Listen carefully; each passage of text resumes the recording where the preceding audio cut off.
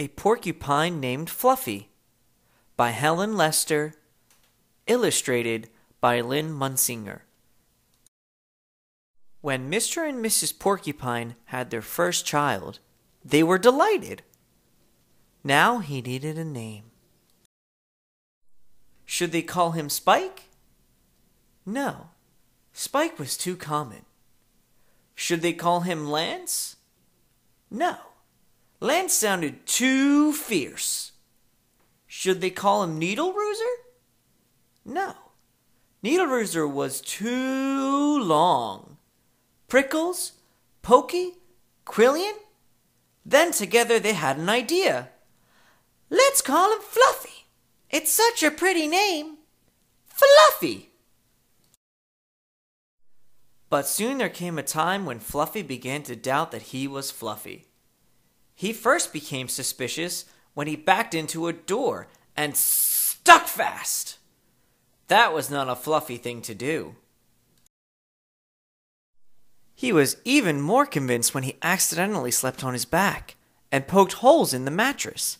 A very unfluffy thing to do. When he tried to carry an umbrella, he knew the truth without a doubt. Fluffy definitely wasn't. So he decided to become fluffier. Clouds are fluffy, he thought. I'll be a cloud. But he couldn't stay up. I know. Pillows are fluffy, he said. I'll be a pillow. But when his mother sat on him, she was not pleased.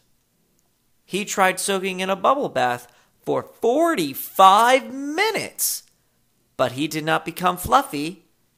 He became soggy. He tried whipped cream. He put a little on each quill. It was not easy, and it took more than half a day. But this did not make Fluffy fluffy. They should have named me Gooey, he sighed. He ate a lot of fluffy marshmallows. He rolled in shaving cream and feathers. He even tried to become a bunny. But the truth remained, Fluffy wasn't. One afternoon, Fluffy set out for a walk, trying to think of ways to become fluffy.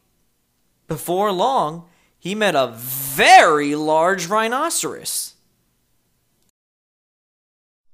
"Grrr," said the rhinoceros. "I'm going to give you a rough time."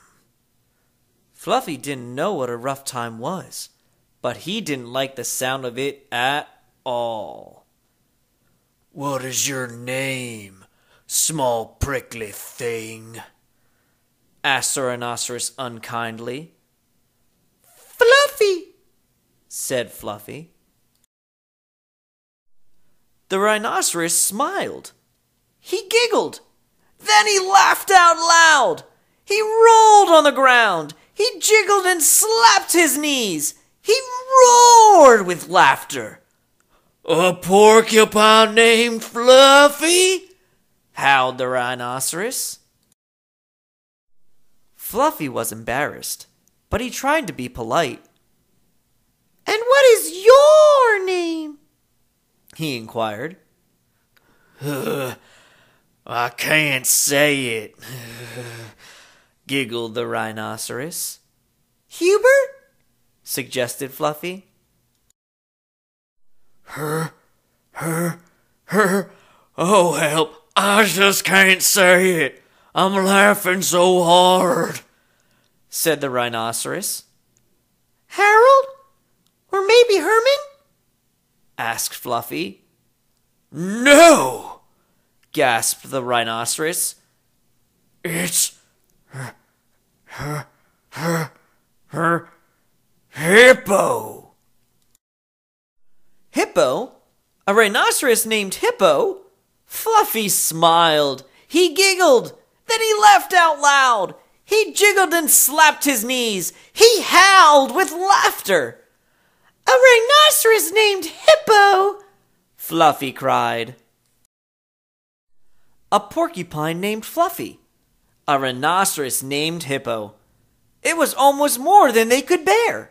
Hippo and Fluffy rolled on the ground giggling and laughing until tears came to their eyes. At last they lay exhausted on the ground. From that time on, they were the best of friends. And Fluffy didn't mind being Fluffy anymore, even though he wasn't. The end.